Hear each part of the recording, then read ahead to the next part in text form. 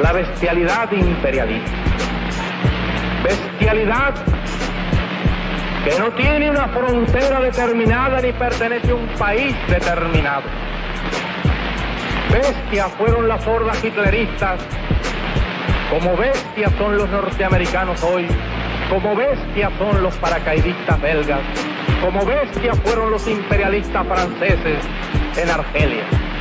Porque es la naturaleza del imperialismo la que bestializa a los hombres, la que la convierte en fieras sedientas de sangre que están dispuestas a degollar, a asesinar, a destruir hasta la última imagen de un revolucionario, de un partidario de un régimen que haya caído bajo su bota o que luche por su libertad.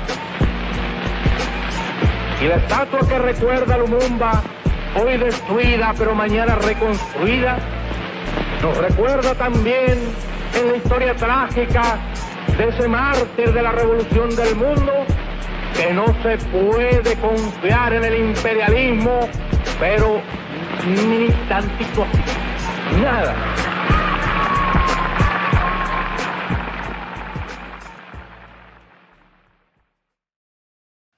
What's good, everybody? Happy Friday. Welcome to episode 9, Unmasking Imperialism, Exposing Imperialist Propaganda in Mainstream Media. Today, we're talking about the woke, quote-unquote, woke CIA ads, intersectional imperialism, and the attempts by the U.S. imperialist system to rebrand its racist, imperialist, chauvinist empire. And today, I have one of my good comrades, Erica Caines, as a guest. Erica is a poet, writer, and organizer in Baltimore and DMV area. Shout out to DMV. She's an organizing committee member of the Anti-War Coalition, the Black Alliance for Peace. Shout out to the Black Alliance for Peace. They do amazing work. I'm a member. Please go and become a member of Black Alliance for Peace as well. And also an outreach member of the Black-centered Ujima People's Progress Party. Shout out to Ujima. Erica founded Liberation Through Reading in 2017 as a way to provide Black children with books that represent them. How's everything going on your end, Erica? Everything's good. Everything's good. I'm out of town right now in Philly for the weekend, but I'm excited to be here joining you. That's what's up, comrades. Good to hear from you. Shout out to Salifu. My apologies if I didn't pronounce your name right.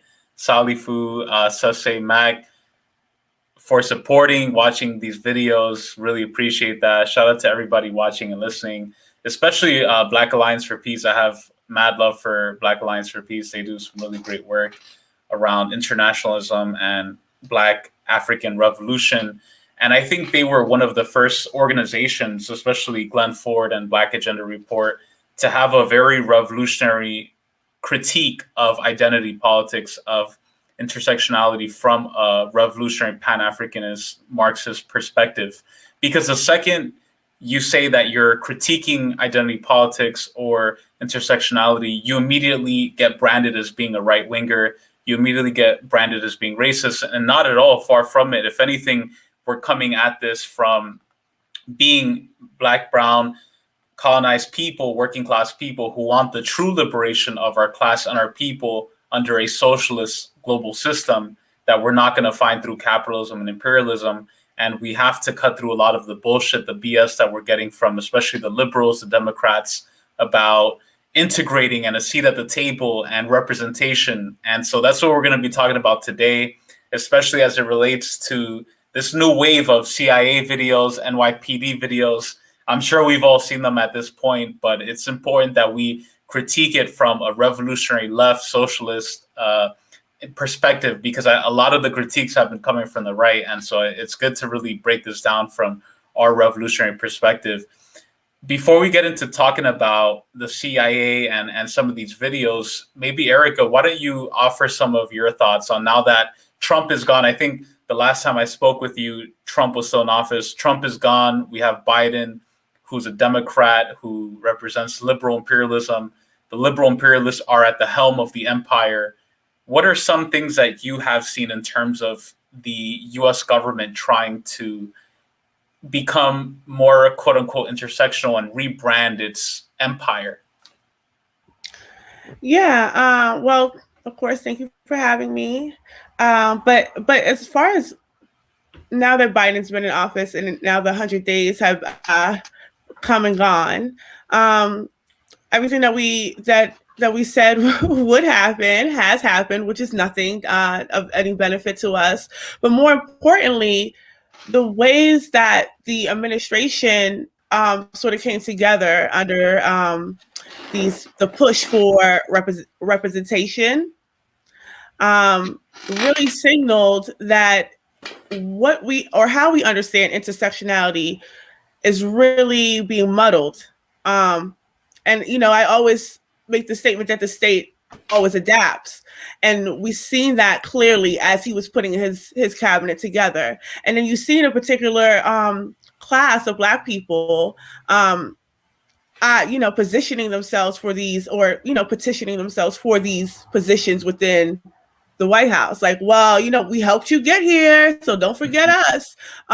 With no sort of no introspection about what that would actually mean, or any plans of what they actually plan to do for community once in those positions, because it's very individualistic, right? They're looking to extend their career in politics. So, we helped you, one hand washes the other. And as we see with Simone, that's not actually what's happening as far as she's concerned. But yeah, so, and especially with the gallivanting around representation within that administration, right? Like now there's Corinne just got her job. I think she's going to be like speaker or press speaker, or press secretary, and first Black, right? But Corinne is also Haitian American and has not said a word about Haiti. Corinne has also worked under Kamala Harris, because she's always been a long time pundit on MSNBC, but she's worked for Kamala Harris's for the VP. So as they were during general election, she was working alongside them. So for me, this just seems like, all right, you did something for us, so here you go. But as far as being able to do anything significant, she has not said a word about Haiti, not for or against. She's been completely silent. And really, this is people's first introduction to her. And what are we hearing? She's a Black woman, LGBTQ. We don't hear a damn thing about her politics. And most people don't even know she's Haitian American. I mean, well, her last name kind of gives it away. But for the most part, that's not their first thought, right? She's so far removed from that. She's Black woman, LGBTQ, and that is it. So there's no introspection about her politics. And we see that a lot with every person that's in that administration, from Susan Rice to Kamala Harris to, so yeah, we seen it. We saw it coming, and here we are now dealing with the backlash. Yeah, that's right on. It's exactly like how you said. I mean, even when Lloyd Austin, who's the Secretary of Defense, the first Black Secretary of Defense, and he ordered the airstrike against Syria in the beginning of the year, I wasn't surprised, but I was, again, like, disappointed that people fell for that spell, that if we have people of color at these top positions, that somehow things are going to change. And recently, a few weeks ago, the CIA put out the series called Humans of CIA, attempting to humanize this horrible imperialist institution that, in my opinion, is one of the most monstrous, most evil institutions out there, the Central Intelligence Agency. And they put out these videos attempting to humanize the CIA agents, and almost all of the people that were highlighted were Black women, Latina women, LGBTQ person. I think there was one person who had a disability. And it was this attempt to blend identity politics and intersectionality with imperialism. And I think that I'm going to be optimistic here. I think more people are seeing past it. My concern is that people, unfortunately, are taking it from the right-wing point of view, where they're using it as an excuse for racism, for sexism. We're obviously against all of that. We want real liberation for our people, but it's not going to come through capitalism, through imperialism. And so before getting into some of those clips, they're hilarious. They're hilarious, but at the same time, very frustrating and infuriating to watch, because people watch it and eat that shit up, and it's just really disgusting. But it's important to really explain, like, what is the CIA, to talk about the history and the impact the CIA has had around the world, because it's not just any ordinary US government agency. It was created in 1947 when Harry S. Truman signed the National Security Act into law. It's headquartered not too far from where you're at in the DMV area, Langley, Virginia. And the CIA officially on paper is tasked with gathering, processing, analyzing national security information from around the world, primarily through the use of human intelligence, which means AKA torture and beating the crap and killing people around the world to collect information on enemies of the US government. And on paper, it's the only agency authorized by law to carry out and oversee covert action at the behest of the president. So there's very little oversight. I mean, I'm against this whole idea that there's government accountability because the whole US government is bullshit. They do crazy shit whenever they want to. They can make anyone disappear. But there's an extra added level of secrecy with the CIA that people will never find out about some of the worst things they've done. And according to the 2013 mass surveillance disclosures, the CIA's fiscal budget was $14.7 billion, 28% of the total, and almost 50% more than the budget of the National Security Agency. So they're getting billions of dollars a year to do shit that nobody knows about some of the shadiest stuff in the world, torturing, killing people, carrying out coups.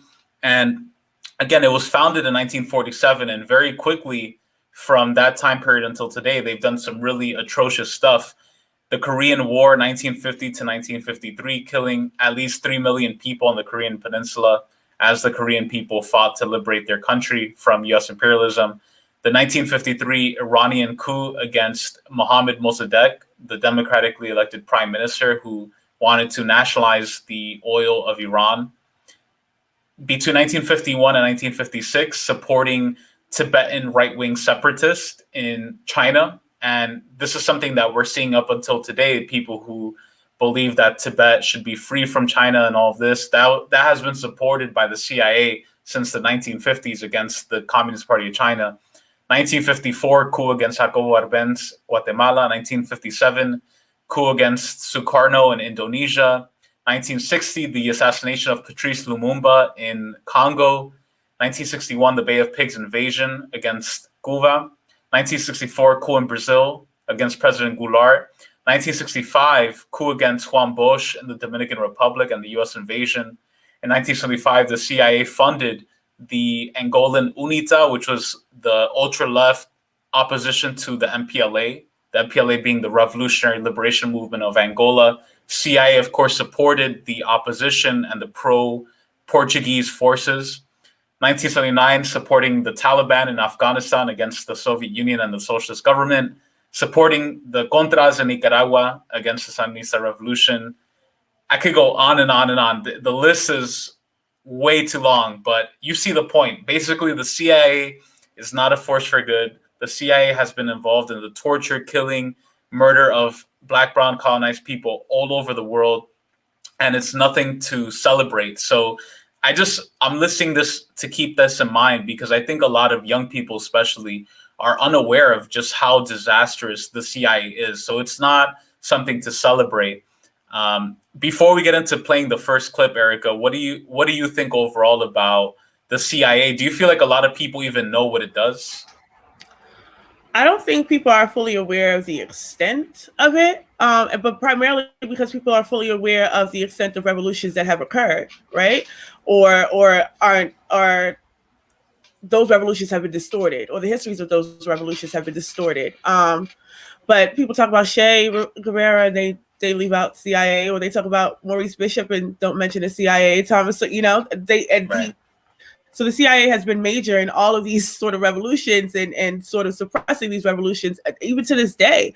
I mean, what it's doing in the Global South currently, in addition to OAS and the core group and significant institutions like that have a say, especially with Southcom, alongside Southcom. So yeah, the CIA is still alive, and that's probably why they needed to have that sort of Latina there, right? Because they're doing insidious shit in the Global South right now. So they need that sort of safe space. And when I talk about the state adapting, I say that to say, like, they can no longer use white men.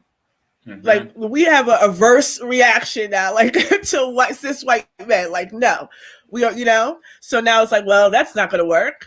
So now we're just going to prompt up all of these other identities, which gives credence to the way that people sort of misrepresent identity politics or criticize identity politics, right? Because I still maintain identity politics is valid. Mm-hmm. It's necessary. It's as necessary as the understanding of nationalism for colonized people is. But what we're seeing is not identity politics, or not even really a misuse. We're seeing identity reductionism, where they are literally reducing people to just these identities, right? And I think Joy James is really good at making the criticism of, okay, but what's your ideology? And I think that that's the slippery slope that we're always trying to balance, because people sort of lack that understanding of duality. There's a reactionary and a revolutionary aspect to all things. So yeah, you can be LGBTQ and be hella freaking reactionary and side with the state. But you could also be LGBTQ and be hella fucking revolutionary and take the state on. I think that it depends on your ideology. And without ideology, I think that's why intersectionality is just running rampant and meaning nothing, really, essentially. Because there's no ideology attached to it. Everybody can have all these intersections, but what does that mean? And that's why we could, that's how we can see the promotion of figures' identities over what they actually stand for, or why there's no introspection. Like I said, nobody's asking, what do you stand for? Like, what do you do? Or no, they don't care. It doesn't matter to anybody in the long run of things, right? Especially when us as colonized people are not used to seeing ourselves in that way. So now, because and I also kind of push back on that, because I grew up in the 90s, and the 90s was hella black. The 90s was hella black. So when people talk about they grew up and not seeing themselves, I'm like, I see myself in books, I see myself in movies. There was a whole Back to Africa sort of movement that was occurring in the late 80s, early 90s. So I did get to grow up and see myself. Now we can argue that it probably changed over time, or the dynamics of what we are seeing has changed. It's less radical understandings of ourselves, but we have seen ourselves. But what we're seeing now is just like there's no depth to it, right? And even in my book gifting program, I push for depth, because there's a lot of books written by Black people about Black people, but I mean, how many barbershop books can a child read? And that's not to slight those books, because we still provide those books. But it's like, there's a variety of books that inspire children to think outside of what they know. And I think that we are being spoon-fed that we need representation as if we never had it. So now, that's a great point. Yeah. And so now we are dealing with the results of that. So now we're so hard up and desperate for representation, because we're under the guise that it never existed for us before, that we're taking any little bits and pieces, and it's all good for us without any, again, introspection. Yeah, no, definitely. That's a great point. And it's like when you see and hear these people saying like representation matters, and to a degree it does, like you said, but it depends for whom and for what. And like Comrade Salifu said in the chat, dialectics, I mean, I think that's a great point. Even a lot of African revolutionaries like Sankara, like Amilcar Cabral, who studied Marxism and applied it to African conditions, will tell you that there's a difference between appearance and essence, that just because somebody is physically Black or brown or LGBTQ, that doesn't mean their essence, it doesn't mean they're in favor of their own people or their own class. And so I think that's a great way of explaining that. And also the nature of contradiction, that you can be part of an oppressed background but still represent the interest of the capitalist class and the ruling class. And we have to have that frame of mind to really understand. And so I want to start off by playing you this first clip. I think this is probably the most famous one that has come out, about this Latina woman who joined the CIA and how she's super cool and woke. And so I'm just going to play it and then get your response to it.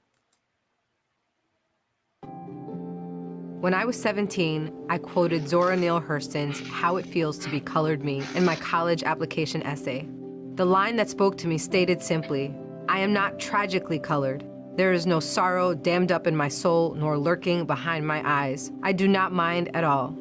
At 17, I had no idea what life would bring, but Sora's sentiment articulated so beautifully how I felt as a daughter of immigrants then and now. Nothing about me was or is tragic. I am perfectly made. I can wax eloquent on complex legal issues in English while also belting Guayaquil de mis amores in Spanish.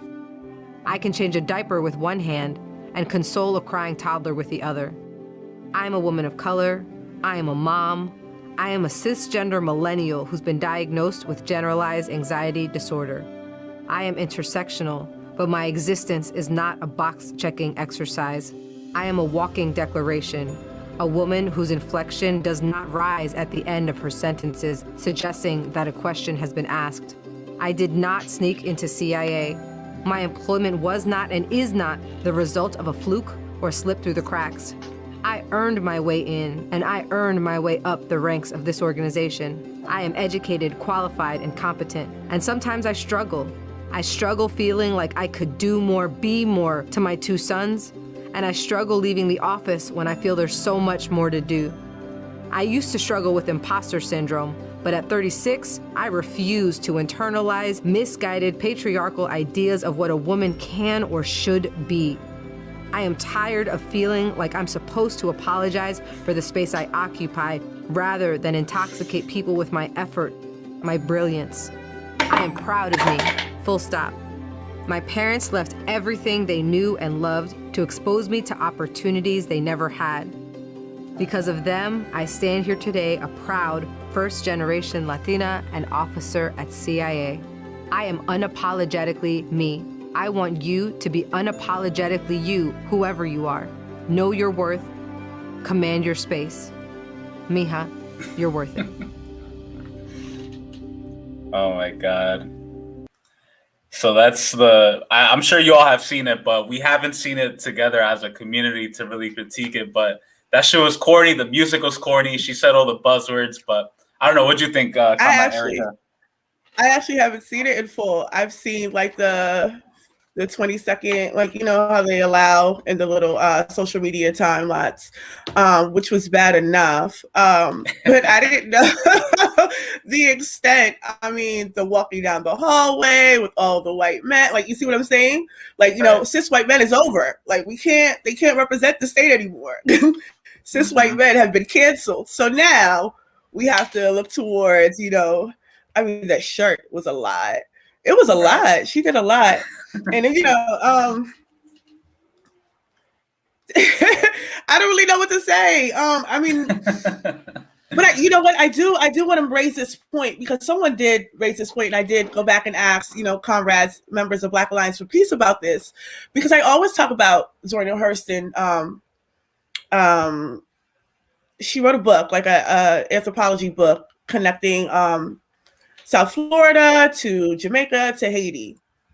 And I read that book years ago, maybe 10 years now, but I always remember appreciating it because it was the first time for me that I saw the connections. And someone mentioned, do you think that she's a part of the video because of her stance for the US to colonize Haiti? And that is in that book, where she takes a position advocating for the colonization of Haiti under the idea that, you know, they really would need the U.S. assistance because they can't figure it out on their own. So I'm wondering, that would be clever, because people don't really know that little interesting, because that's not my first takeaway from the book anyway, especially having read it 10 years ago and how far my politics have come since. But people are used to Zora Neale Hurston's Mule of the World, when she describes Black women as the Mule of the World. And that sort of feminist-leaning sort of text from Zora Neale Hurston. So especially that specific quote that she pulls out, right? Tragically colored, which is sort of like taken out of context. It's the same way that Toni Morrison would talk about, like, talk about race every day is just a distraction. That's not to say that, like, I'm done talking about race. It's just like, I'm not going to keep engaging it. And just like Zora Neale Hurston felt like she wasn't going to live life being tragically colored. That wasn't to say like the repression and oppression didn't exist, but she just wasn't going to approach life that way. So I do find that very interesting. I do question if that had something to do with it, especially considering what's happening in Haiti now, the CIA's role, the core group and such. But yeah, that that's deep though. That's really deep, because it's like one thing to say the state adapts, is a total other thing to see the insidiousness of it, right? Especially that, like, what part of that didn't come off Twitter? Like the dialogue itself, right? What part is, and I always, to me, it's like, it's so irritating when people call themselves intersectional, because how exactly can you be a framework? How can you yourself be a framework? Like when people say they're intersectional feminists, I'm like, how? Intersectionality is a framework in which we use to probably analyze how we approach feminism, or, but it's not, you can't be a intersectional feminist. And I think Kimberly Crenshaw, her faults withstanding, has expressed that several times, that people should just stop doing that. They don't stop. Yeah. And there's so many little cues and hints, like you said, her t-shirt, like the language, the symbolism, right? Her walking past all the old white dudes, because just like you said, Comrade Erica, like that branding, the U.S. imperialists, ideally, they would want their main people, these old crusty white dudes, to be like the face of their empire. That's ideally how they would like it.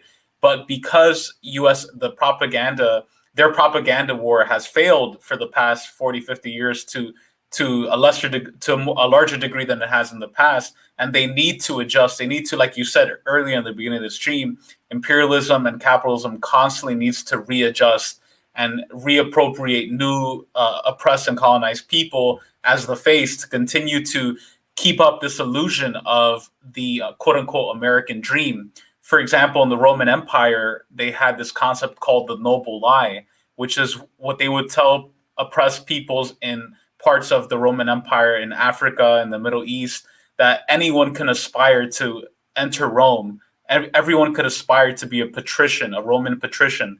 But the Roman patricians knew that it wasn't reality. They would never become equals, but it was the noble lie used to keep the Roman Empire intact and powerful. And this is something that we see U.S. imperialist media doing today with their use of intersectionality and identity to propagate imperialism and capitalism. And I think it's just such a great point that you raised. Here's another video. This is featuring a younger Black woman. Again, this is a CIA recruitment video where she also kind of goes into this intersectionality lens into why people should join this horrible, horrendous institution that has so much blood on its hands. So let's take a look.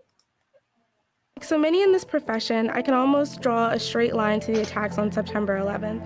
I'm a military brat, and my dad was posted at the Pentagon during the attack.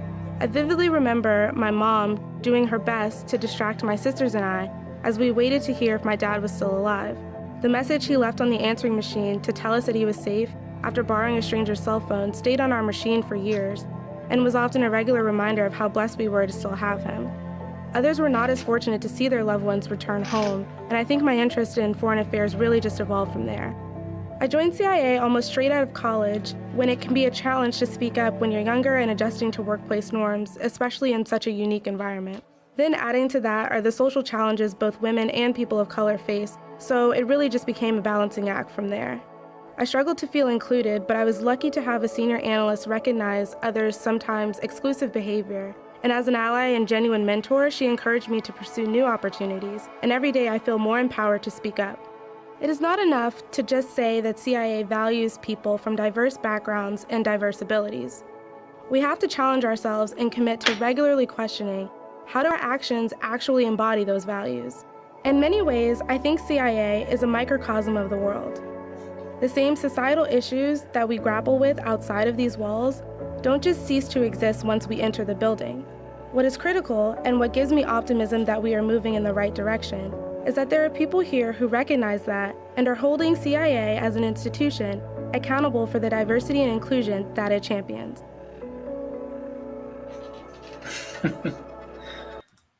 So yet another gem. What are your thoughts, Erica? So it's interesting that we don't see her at all.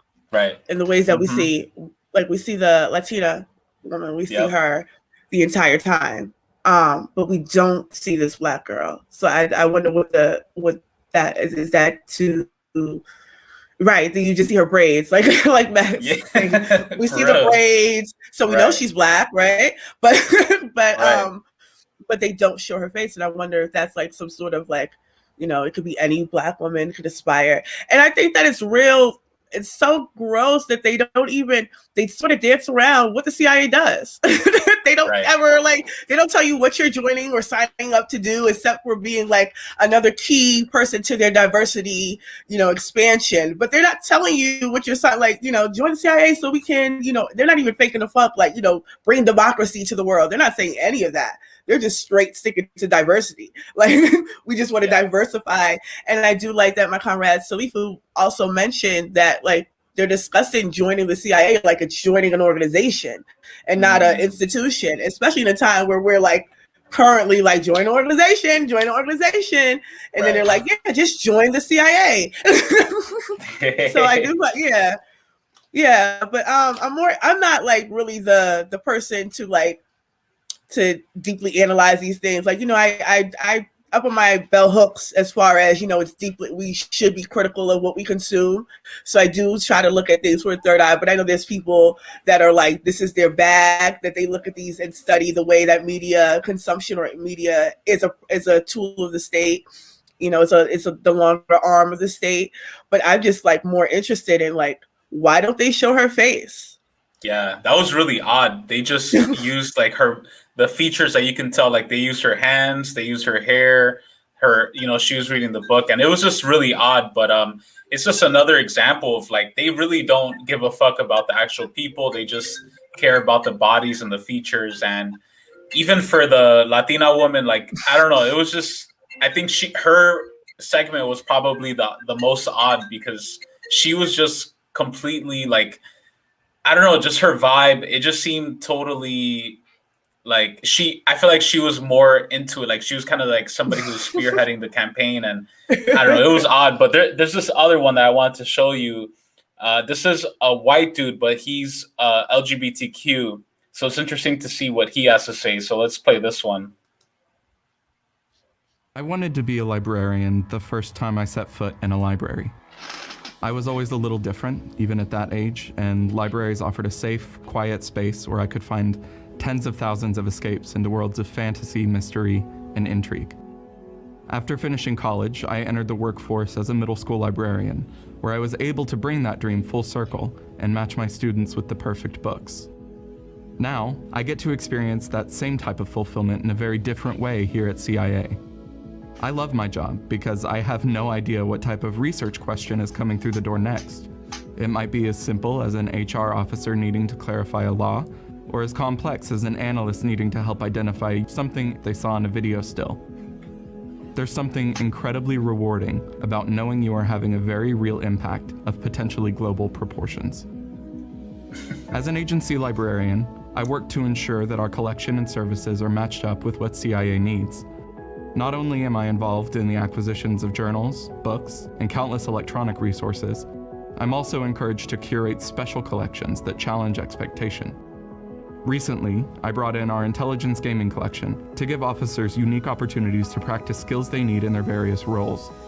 Instead of sitting for hours in front of a computer-based training, they can play a carefully selected game to train a specific set of skills while simultaneously building on the myriad soft skills essential to intelligence work. My favorite thing about CIA is that they encourage the out-of-the-box ideas that drive real progress. Growing up gay in a small southern town, I was lucky to have a wonderful and accepting family. I always struggled with the idea that I might not be able to discuss my personal life at work. Imagine my surprise when I was taking my oath at CIA and I noticed a rainbow on then-Director Brennan's lanyard, which I later learned was designed by Angle, one of the many employee resource groups here at the agency. I remember being stunned. Since then, however, I've learned that far beyond the resource groups, inclusion is a core value here. Officers from the top down work hard to ensure that every single person, whatever their gender, gender identity, race, disability, or sexual orientation, can bring their entire self to work every day. So another masterpiece of humans of the CIA. Y'all have me cracking up with the comments. Salifu said, Ramiro, Erica, glad I love y'all because I would not watch all this shit for free. Yo, it is mad cringe. I feel you. But it's I didn't even know it was watch. so many. I didn't know it was so many. Yeah, it's a whole series, like, and it seems like they specifically cater to each separate identity. You know what I'm saying? Right. And so you could tell it's not really authentic. And I think people understand that, But what were your thoughts on that one? I have an issue with this last one, and this one making it look like the library is the ops. Like, they making the library seem real sus now. Right. But no. Raytheon has floats at Pride, so yeah. I mean, you know, so to see the lanyard was like, well, of course, why not the CIA? If Raytheon has floats at Pride. Right. Right. So yeah. I just think that this is like, I didn't know it was that many. I've only really ever seen the Latino one for like a couple seconds. It was like, what is this about? But to see that it's so many and the way that they're all, and it's really odd that they're really very specific and very uniquely specific, right? Mm-hmm. Like we don't see the Black girl's face at all.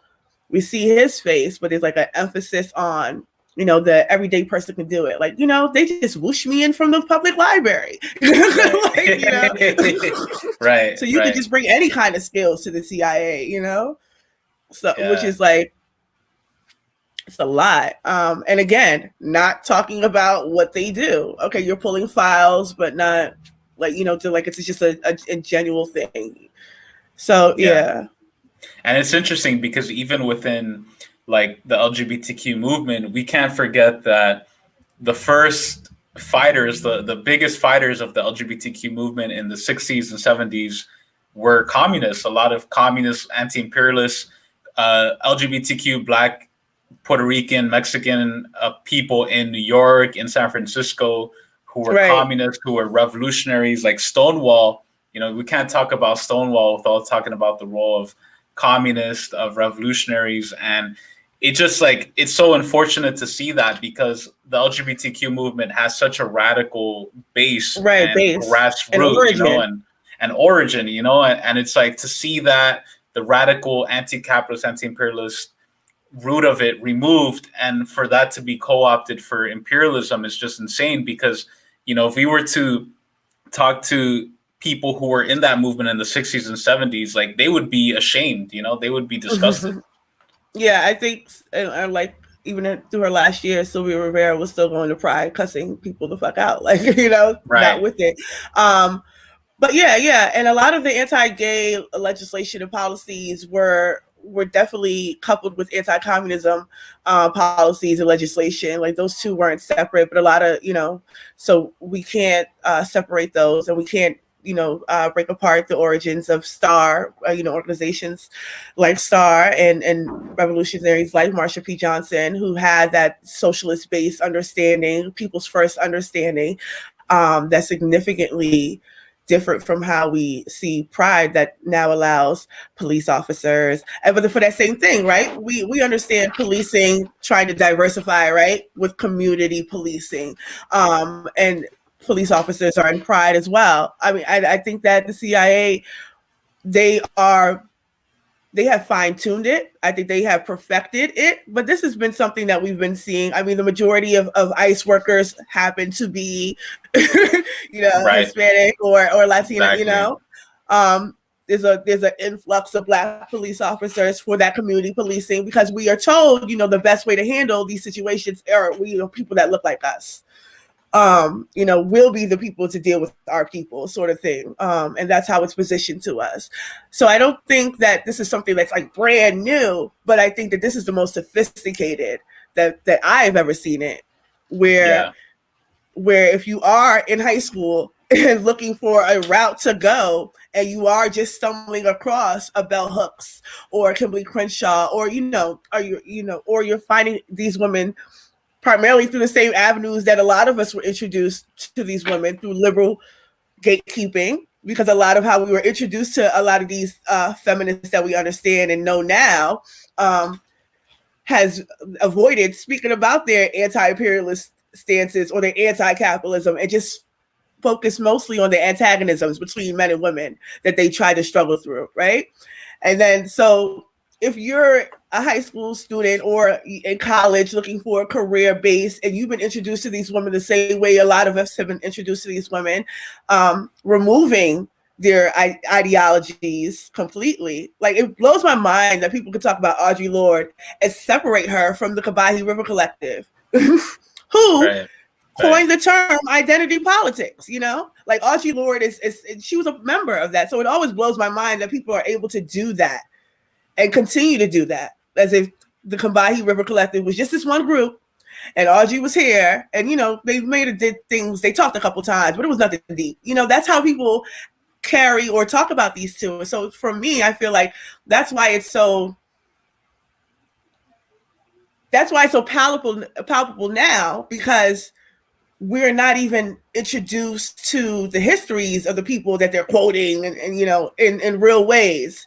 So if I'm young in high school and in college, that shit would grab me, especially if I'm online using that lingo all day. You know, if I'm online talking about, you know, patriarchy, and I'm online all day talking about these different systems and these academic frameworks, more or less, then yeah, that shit will grab me. And it's good money. Like, you know, it's not like it's like pennies. They do pay people good money. So yeah, so that's why I feel like it's more insidious, because that's definitely something that I feel like will catch the youth. Like, we could say like, yeah, that shit ain't working over here. But for like younger kids, I don't think that that's something that I think that's who they're marketing to. They're not marketing to us, or, you know, they're trying to capture the fresh out of college the same way a Lockheed Martin and Raytheon and big tech runs into universities to grab them. It's really interesting you mentioned that, because I found, as I was like researching for this stream, I found this really interesting document. And shout out to my boy, my friend Caleb, who has put me on to learning about this group, the Congress for Cultural Freedom. It was one of the first CIA operations in 1949. The CIA was created in 1947 after World War II. And again, what was the situation, right? It was the Soviet Union defeated the Nazis around the world. Africa, Asia, Latin America, communism and Marxism, Leninism was on the rise. People wanted a socialist government. And so the US quickly understood that in order to get rid of the communists, they weren't able to fund the right-wing conservatives as they had been doing up to that point, because it was no longer popular, it was no longer brandable. And so the Congress for Cultural Freedom, this institution that I have this document up for, just some quick facts about them. It's pretty interesting. They were founded in 1950 in West Berlin. It aimed to challenge the post-war sympathies within the USSR of many Western intellectuals and fellow travelers, particularly among liberals and non-communist left. So just like how you said, Erica, they're targeting not necessarily people on the right who don't care about social issues, but they're targeting people who are sort of new to social issues and are not necessarily revolutionaries yet, but are just getting there.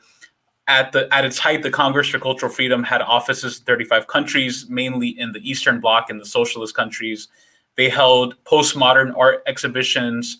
They owned newspapers and magazines. They held conferences.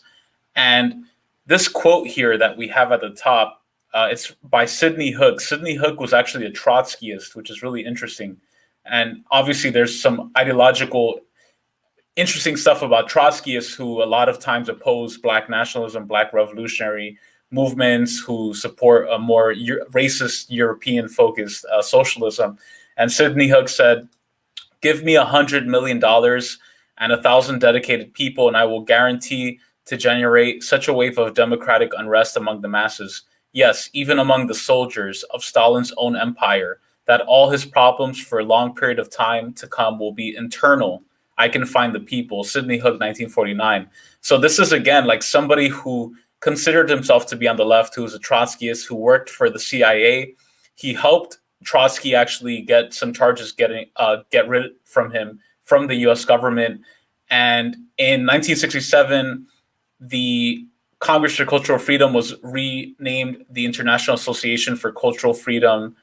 and continue to exist with funding from an interesting group that has been in the news a lot lately, the Ford Foundation, which is also supported and set up by George Soros and the Open Society Foundations, which to this day continues to fund a lot of NGOs. I'm not going to name groups or people, but we all know them. Just look them up. Ford Foundation, as a way to control opposition, as a way to identify potentially revolutionary actors and to control them. So I just want to read this excerpt real quick from this first paragraph. I found it really interesting. The Congress for Cultural Freedom is widely considered one of the CIA's most daring and effective Cold War covert operations. It published literary and political journals such as Encounter, hosted dozens of conferences bringing together some of the most eminent Western thinkers, and even did what it could do to help intellectuals behind the Iron Curtain. That's the socialist countries that they refer to.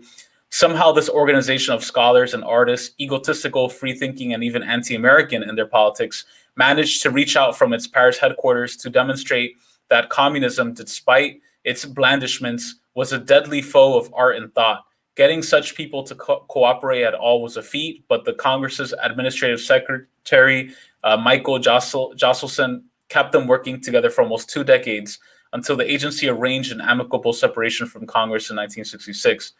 And so basically, I mean, check this out if you guys want to. I can put the link in the description, but the origins of the Congress for Cultural Freedom, this is what you're talking about, Erica. This is the strategy of understanding sentiment among people who are fed up with capitalism, who understand that there are real problems like racism, sexism, poverty. But instead of pushing them away, instead of being like, oh, you're communist, how do we bring them in? How do we bring them for our purposes, for the CIA? So just like how you said, this goes back, this is very strategic, you know, and so I don't know, what are your thoughts on that? I was actually thinking about what's currently happening in Cuba. That was my first thoughts about that sort of attack on the culture. And then I see that there are people, like today I was passing around an email to sign because people are supporting like US-based artists or US-backed artists in Cuba currently. So that's why that was fresh in my mind. That was the first thing I thought of. But then, yeah, the reason why I always say about the youth too is because a comrade of mine who I think is so brilliant and just graduated, I think from University of Texas, Yoleon, she has made that comment about how we've seen that sort of human rights, I want to say, what's the word? Industrial complex, right? That's mostly fixtured in universities. Like they're going to universities to get these young kids to speak on human rights issues. They're funding it, you know, Amnesty International is cutting the check, you know, so, and these kids are so, because they don't really have an ideological home yet or base, or they haven't really framed political education well enough that they're what gets them mostly is the empathy call, right? Like, look at the people dying without, you know, void of, well, why is the U.S. involved, right? You know what I'm saying? How much is the U.S.'s role produce that death, you know? Right. But that's not what they're doing. They're trying to create this mass or this new sort of grouping of young people, of diverse group, of course, a diverse group of young people, but basically coming out of academia to brand themselves as human rights activists, to speak on what the U.S. considers and doesn't consider human rights issues, which is why we don't see so many young people coming out, well, under you know, that Amnesty International and that human rights NGO thing, talking about Palestine and Israel right now. You know, a lot of that, both sides are wrong messaging. It's a complicated conflict messaging, right? Right. Because they are being told what to say. And the other interesting thing about the Ford Foundation too is that they do have a Black man. I can't remember his name, but I do remember Killer Mike tweeting about this man because he was watching, I think, some video that he put together, but basically the man is looking to reinvest in the Black community and using the Ford Foundation to do it. It's like, what? we want the Ford Foundation the fuck away from the Black community. Like, if everyone Black could stop signing there to like stop signing with them, stop dealing with them. But yeah, so I think it's insidious all around. That's why I don't think the CIA commercial is like I definitely don't think that's the extent of it, but I don't think that's the first of it at all. I think it's been happening in subtle ways, and that was basically the state just testing. Like, let's see how far we could take this. Like, and then if it doesn't work, they're going to reconfigure something else. But they are definitely going to throw that out there to see if that's something that could. Which I think primarily is why they don't we don't see the Black woman's face, right? Because who's the fresh, fresh and hotly desired group right now is Black women. So yeah, that's a great point. I could already picture the head white dude at the CIA being like, "Where are we with this diversity campaign? I need the numbers on my desk right now. How are the Latinos? How are the Black people?" I could already picture it. And for them, it's purely tactical, pragmatic. And even the document goes into talking about that, understanding popular discontent, understanding where the people are at, how to brand something as revolutionary. The CIA has been doing that for decades. And all of this with the assistance of so-called communists like Trotskyists and social democrats who have sided with the imperialists. Even the National Endowment for Democracy, created under Reagan, the head president of the National Endowment for Democracy was a member of like some Trotskyist socialist youth organization. I'll look up his name later. I think his last name is Gershom or something like that. But it's really interesting, and even it's a good point about the Ford Foundation, because the Ford Foundation today is supporting a lot of Black and brown NGOs in the U.S. And we're talking about the Ford Foundation. Henry Ford supported the Nazis in World War II. Like, he supported Adolf Hitler. He actually donated money and distributed Mein Kampf and fascist and eugenics leaflets in the Ford factories back in the day before World War I. So, it's just like, it's crazy to me that people think that the Ford Foundation actually gives a fuck about Black, brown, colonized liberation.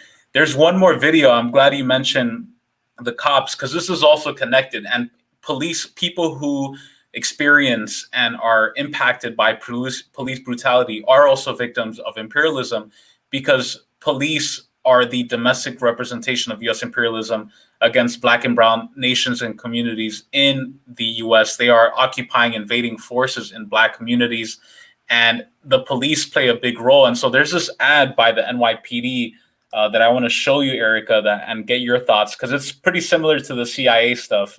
Let me know what you think. Be the change. Change a life. Save a life. Live a life of meaning. Join the NYPD. I'm Deputy Inspector Tania Kinsella. Hi, my name is Police Officer Diana Familia. Police Officer Jaja Goburn. Police Officer Zhang. I've been on the job for 17 and a half years. I have been a police officer for roughly a year and a half. For 4.5 years. I have 4 years with department.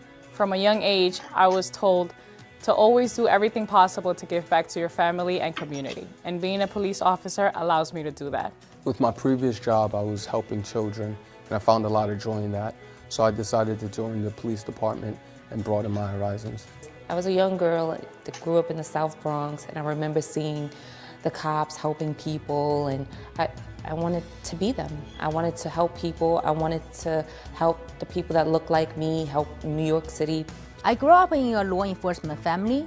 Most of my family members work at the police department in China. My favorite thing about being a police officer is making a difference in the city that I was born and raised in. I think this job let me find the meaning of the life. I can help the people in different ways. There's so many different paths in this department. I started off as a patrol police officer, and now I'm a forensic sketch artist, chasing my passion. I would like to study hard and become a supervisor. One day, I too aspire to be the police commissioner. I'm very honored to be part of a department that is not only a great organization, but also a great family. I love the NYPD. Join the NYPD. Join the NYPD. Join the NYPD. If I can do it, you can do it. Join the NYPD. Be the change. Join the NYPD. So another gem from the NYPD. I think this one was even shittier. They probably had a smaller budget than the CIA. It seems like they just pulled them out of their shift. They're like, we need you to film this video right now. But what'd you think, Erica? Well, the shorty from the South Bronx is lying because precinct 43rd, the 43rd precinct don't be helping nobody. Right. So shout out to Story Avenue because she's a liar. But what I'm more interested in is I just learned that the NYPD has they have an office in Tel Aviv. Mm-hmm. Yep. And since 2012. Mm-hmm. So that just shows like if they could have an office there, we should just already know what the type of dynamics that people are dealing with the NYPD, because they're for sure getting trained by the IDF, and we see what the IDF is doing to Palestinians and have done to Palestinians. But to see that, because it's one thing to talk about the deadly exchange program that allows for that. Sort of even distribution of training and tactics and things like that between the IDF and local police departments, and quite another for there to be a police department in Tel Aviv. Right. So that was a mess, and I couldn't take any of it seriously. And I was laughing at the guy because he was like, "Yeah, I grew up like my previous job. I was helping kids. It's like, oh yeah, so let me lock them up now, like Right. It's like what?" But It's crazy too, because like you said, going back to the concept of white people not being marketable anymore for U.S. imperialism, there wasn't a single white person in that video, and that's purposeful. We have to really sit back and be like, why is that? Who are they? And then I think a line that really stood out for me was when she was like, "If I could do it, you can do it." Like kind of like trying to appeal to be like, "Oh, I'm one of you, and anybody could do this." And it's really sad to see that. It really breaks my heart to see our black and brown sisters and brothers like joining the police, and even within my own family, to be real with you, that has been the case. And it's just like, it's sad because it's like you're joining an army that does not give a fuck about you, that does not value your life, that sees you as less than equal, and they're using your body, they're using your identity to win their war. And it's a great point you mentioned about the NYPD and the settler state of Israel, because the NYPD, their stop and frisk policy actually is rooted in the IDF, and how they would inspect Palestinians going into mosque in Gaza. The stop and frisk policy comes from occupied Palestine. The NYPD has been trained in Israel and Tel Aviv for many years, and even the NYPD branding looks the logo and everything looks very similar to like a lot of the Israeli kind of regalia. And it's just interesting to see the connections, right? Because the same tactics that are being used against black and brown kids in the Bronx and Queens and all over the US, those same tactics are being used against Palestinians, against people on their own land, in their own communities. And there's that connection between the war abroad, right? The war against Palestinians and the war against black and brown people at home. And that's why it's so important to make those connections. And that's why I'm really thankful to like the work that you do, the work that Black Alliance for Peace does, and Ujima and other groups, because you guys are connecting those two together in a way that others aren't. Yeah.